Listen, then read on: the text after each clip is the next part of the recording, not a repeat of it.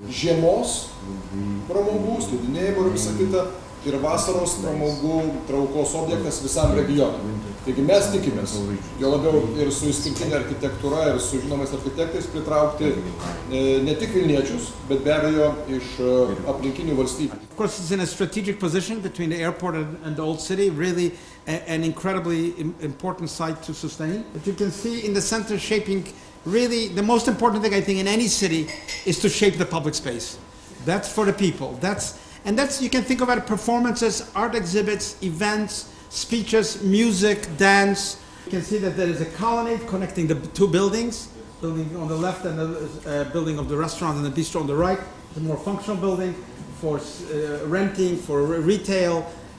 But you can see the piazza in the center and the view of the city.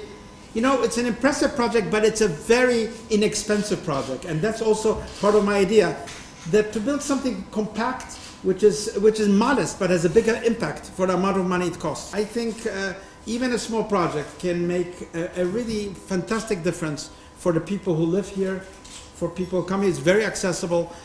It's built with solar panels on the decks of the arcade, the colonnade. You have solar panels. It's built with wood, so it will be a warm building, a nice building, having a traditional quality, also some metal, some accents which are very contemporary. So I think it will be building that people will really enjoy coming to.